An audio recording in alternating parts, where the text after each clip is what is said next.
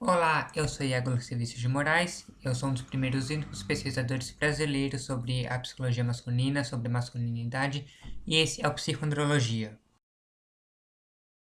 Hoje eu gostaria de falar um pouco sobre o sexismo que há nas ciências e de como surgiu esse assunto. Surgiu basicamente desse cartaz.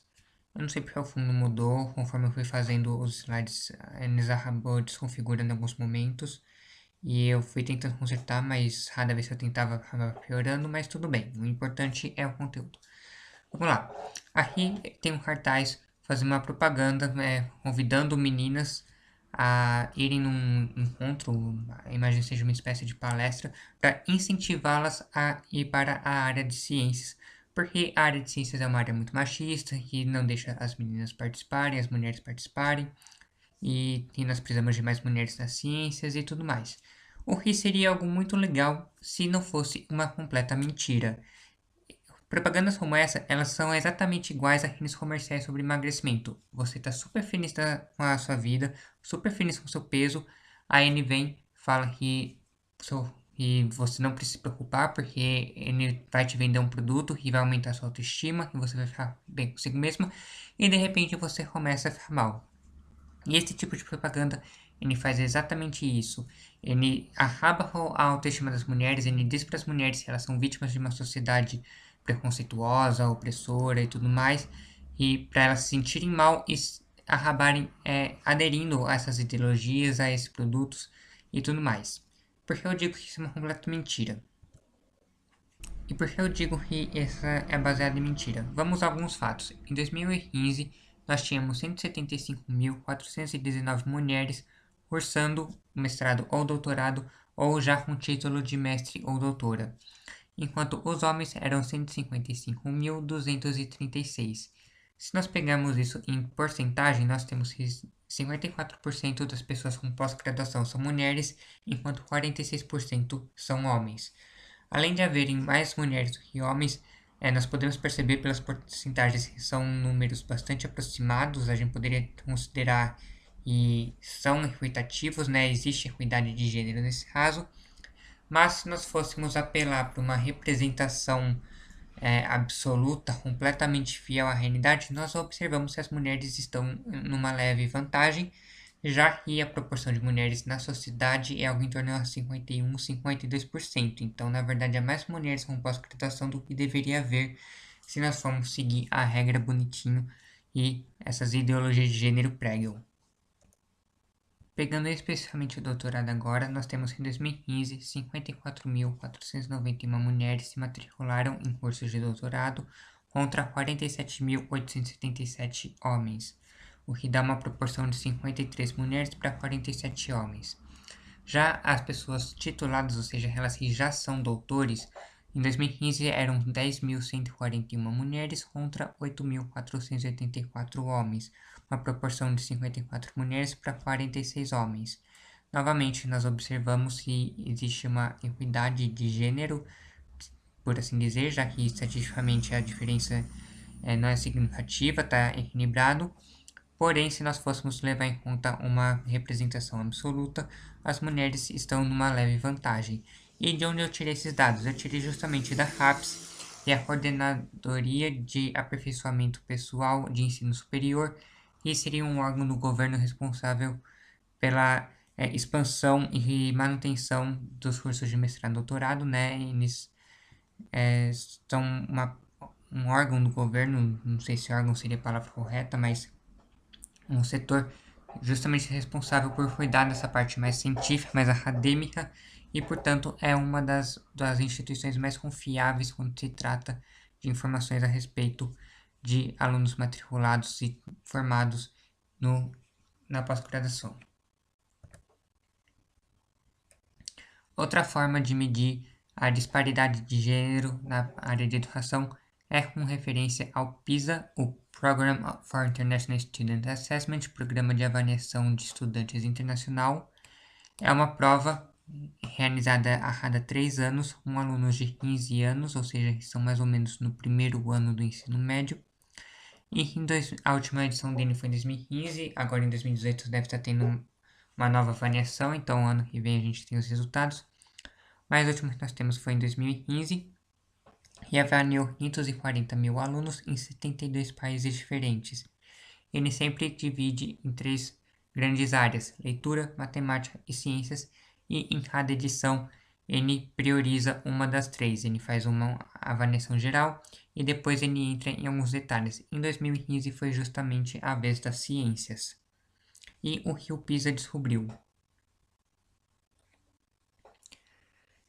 De uma forma global, né, quando a gente considera os resultados de todos os países, nós temos que os meninos eles se dão melhor em 24 países, as mulheres se dão melhor em 22 países, e em 26 países não há diferenças significativas. Então, novamente, vocês podem observar que existe um equilíbrio bem grande de equidade de gênero nas ciências, né?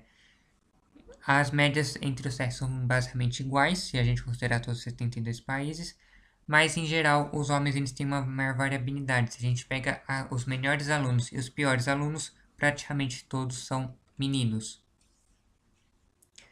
E uma coisa que eles acabaram avaliando nessa última edição foi perguntar aos alunos se, quando eles tiverem 30 anos, qual profissão eles imaginam ter, qual profissão eles esperam ter, se é alguma profissão da área das ciências.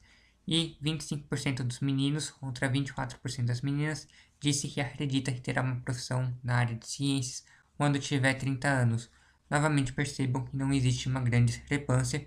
Então, as meninas não acreditam que elas são desvalorizadas, que elas sofrem discriminação na área de ciências e que por isso elas não querem seguir. Não, elas querem sim, praticamente na mesma proporção dos meninos. E se nós dividimos a área de ciências em sub-áreas, nós temos que na área de ciência e engenharia, 12,2% dos meninos acreditam que querem seguir e estarão numa profissão dentro dessa área quando tiverem 30 anos, contra 5,3% das meninas. Na área de saúde, 5,9% dos meninos querem seguir a área de saúde, contra 17,4% das meninas. 4,8% dos meninos acreditam que vão seguir a área de tecnologia da comunicação e informação, contra 0,4% das meninas. E 2,1% dos meninos eles acreditam que se tornarão algum tipo de técnico associado às ciências, como, por exemplo, o que seria um técnico associado às ciências? Ao invés de ser químico, ele vai ser técnico em química. Essa seria a grande diferença. Então, 2,1% dos meninos iriam por esse caminho, contra 0,8% das meninas. Então, sim, de uma forma geral, a gente percebe que os meninos eles teriam mais interesse, mas quando a gente pega a área da saúde, há um interesse maciço pelas meninas, né? As meninas têm quase o triplo do interesse dos meninos, e isso acaba equilibrando tudo. Então, por que às vezes parece que a ciência é uma área masculina, que existe discriminação contra a mulher? Porque quando a gente pega todos os possíveis ramos da ciência, as mulheres só são maioria na área de saúde. E isso só não é maior a favor das mulheres, porque nessa última edição o PISA ele não considerou psicologia uma ciência. A psicologia perdeu o status de ciência na última edição do PISA, o que me deixa muito triste, porque eu gosto muito da psicologia, eu gosto muito de ciência, eu acho que a psicologia é uma ciência séria, dá para fazer muita coisa legal com a psicologia, mas talvez tenha sido necessário, porque realmente nas condições atuais não dá para considerar a psicologia uma ciência séria. E considerando que 88% dos profissionais de psicologia são mulheres, se a psicologia tivesse sido considerado uma ciência, tenho certeza que as mulheres teriam passado os homens na questão da expectativa. Aqui nós teríamos mais de 25, seria no mínimo 26% das mulheres iriam querer imaginar ter uma profissão relacionada à área de ciências aos 30 anos. E provavelmente a psicologia entraria na área de saúde. E aqui talvez passasse de, sei lá, entre 18% e 20%, talvez chegasse a 20% das meninas querem seguir uma carreira na área de saúde. Então, o problema não é a área de ciências, o problema é mulheres em geral não querem algo relacionado à engenharia, tecnologia da comunicação ou ser um técnico associado à ciência, elas querem algo relacionado à área de saúde. E aí vem o grande problema desse discurso pró-equidade, que eles adotaram um discurso de que eles são a favor da equidade, que todo mundo que não concorda com a ideologia deles é contra a equidade, é a favor da discriminação, é a favor do preconceito, é a favor da diferença. Mas aí tem o grande paradoxo, chama de o grande paradoxo da equidade. Você luta pela diversidade, você diz que é bom as pessoas serem diferentes, mas quando você tem algum estudo dizendo que as pessoas são diferentes, você acaba achando isso ultrajante, diz que as pessoas são iguais e, portanto, elas deveriam ser iguais, inclusive nos interesses. Por isso, eu sou extremamente contra a equidade de resultados. Eu sou a favor da equidade de oportunidade. Pessoas de grupos diferentes têm necessidades diferentes, têm problemas diferentes, e faz completo sentido que elas têm motivações diferentes, elas têm interesses diferentes. Não sei quanto dessa diferença é devido à cultura, quanto é devido a alguma predisposição biológica. O fato é que homens e mulheres são diferentes e por alguma razão eles podem ter interesses diferentes. Talvez com o tempo isso diminua, talvez chegue a algo mais próximo de 50% de meninos e meninas vão se interessar mais ou menos na mesma proporção em alguma dessas áreas ou todas, mas isso é muito pouco provável e não há problema nenhum nisso. É perfeitamente aceitável que mulheres se interessem por saúde mais do que homens, enquanto homens se interessem por engenharia mais do que mulheres. Não há motivo nenhum para se envergonhar com relação a isso. Pegando os dados especificamente do Brasil, como o relatório é muito grande, avalia 72 países, não tem muitos dados específicos sobre cada país, mas pegando especificamente o Brasil, a diferença da nota entre meninos e meninas, aqui as notas eu peguei a nota dos meninos e subtraí das meninas, a diferença média da nota é que os meninos tiraram 4 pontos a mais do que as meninas. Isso numa prova que vale 1000 pontos. Então, numa prova que vale 1000 pontos, os meninos eles tiraram apenas 4 pontos a mais. Isso equivale a dizer que numa prova de 10, que vale nota máxima seria 10, os meninos ganham por 0,04, que é praticamente nada. Eles ganharam por menos de meio ponto. Entre aqueles, os alunos que não atingiram a nota de Hort, as meninas foram um pouco da maioria, elas ganharam dos meninos por 1,9%, né?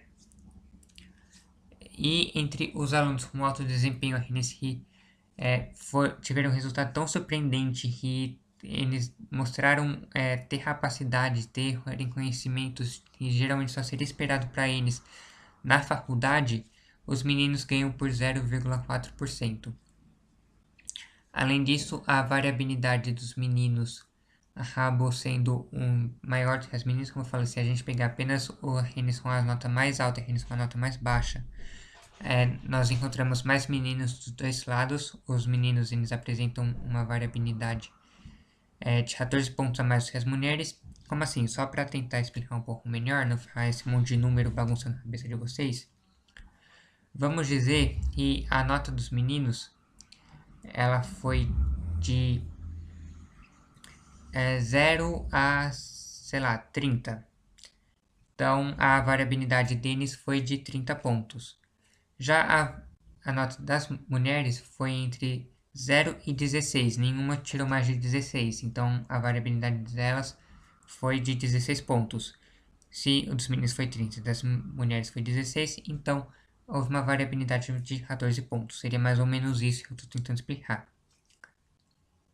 E com relação à expectativa de qual carreira seguir quando tiverem 30 anos, os meninos perdem das mulheres. As mulheres por uma diferença de 8,4%. Aqui ficou faltando a porcentagem, mas não tem problema. Os meninos, cerca de 34% dos meninos acham que vão seguir uma profissão na área das ciências, contra 42% das mulheres.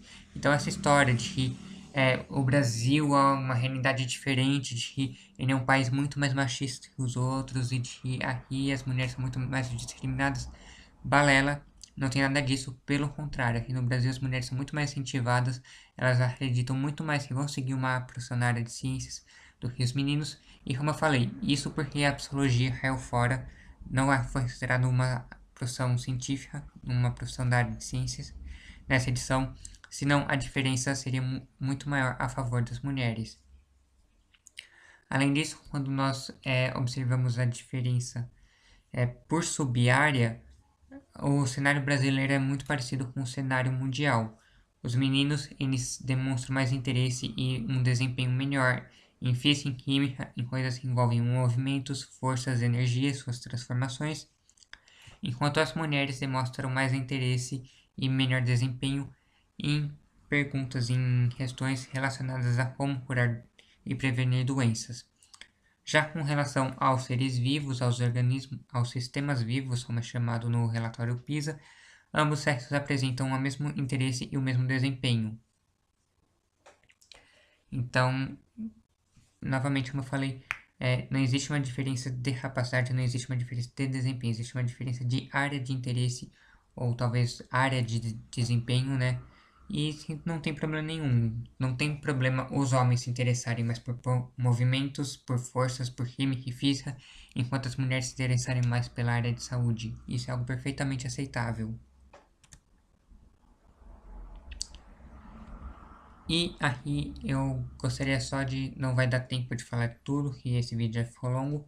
É só ressaltar uma teoria que tem aparecido muito na literatura masculinista e tem aparecido em alguns estudos sobre diferenças de gênero na educação, e é a teoria da feminização da educação. Eu acabei não falando aqui porque eu não encontrei um dado oficial certinho, bonitinho, para poder passar para vocês. Mas homens também geralmente não vão piores, são aqueles que mais repetem de ano, são aqueles que mais evadem da escola. E acredita-se que isso, em parte, seja porque a escola é um ambiente feminino. Geralmente, principalmente a educação básica, e quanto mais cedo, mais feminizado a educação básica, a grande maioria dos professores são mulheres. Se você entrar em qualquer curso de pedagogia, ou até mesmo muitos cursos de licenciatura, dependendo da área, mas os cursos de licenciatura em geral, eles têm muitas mulheres. Quem vai dar aula para crianças são mulheres. E fica a questão, como é para um menino só ter aula com mulher? A autoridade é uma mulher. A gente fala muito que as mulheres são oprimidas ou que vivemos em um mundo dominado por uma ideologia masculina porque os governantes são homens. Mas aqueles que educam as crianças, aqueles que ensinam os valores para as crianças são mulheres. A primeira educação, aquela que está ensinando para a criança que é certo e errado, são mulheres. E, como disse Warren Farrell, assim como na perspectiva das meninas, livros de história estão repletos de homens, da perspectiva dos meninos, a escola é repleta de mulheres. Osherson, ele fala no livro Os Homens e o Amor, e é possível que talvez os homens, quando eles cresçam, eles acabem se tornando misóginos, odeiem as mulheres, porque tanto na família, que geralmente quem cuida da criança é a mãe, ou talvez uma tia, avó, enfim, geralmente mulheres. Depois, quando ele sai do ambiente familiar e entra pro ambiente social, cuja porta de entrada é a escola, é a educação, e ele só tem aula com professoras, são sempre diretoras, zeladoras, sempre no feminino, ele sempre tem uma autoridade feminina, é uma mulher que diz a ele como ele deve se comportar como um homem. É uma mulher que diz para ele o que é ser homem. E ele pode acabar questionando isso, consciente ou inconscientemente, né? Você não é um homem, você não sabe o que é ser homem, como você pode me dizer o que é ser homem? E daí surgiriam os problemas de TDAH, os problemas de brigas na escola, né? O bullying, a evasão escolar, o pior desempenho dos homens nas provas. E apesar de alguns autores, principalmente feministas, falarem que essa é uma teoria extremamente machista e foi criada apenas com o objetivo de tirar o crédito de profissionais mulheres, eu acho que ela faz muito sentido porque quando eu era criança eu me lembro de fazer essas perguntas. Eu entrei na escola com 4 anos e até os meus 11 anos eu nunca tive aula com um professor homem e eu achava isso muito estranho. Isso era algo que me incomodava muito. Eu queria ter aula com um professor homem. E como fica? Então, se é porque a gente cobra rota, porque a gente cobra a representatividade das mulheres na política e nas ciências e não sei mais onde, em áreas predominantemente masculinas, mas a gente não cobra a presença de homens na educação. Hoje é isso, não se esqueçam de entrar na minha página do Facebook, entrem no meu Patreon, tornem-se meus patronos, façam uma doação e não se esqueça de curtir esse vídeo, compartilhar, deixa nos comentários o que você achou. A sua opinião é muito importante para estar continuamente melhorando o canal e inscreva-se para receber as atualizações. Muito obrigado e até o nosso próximo vídeo.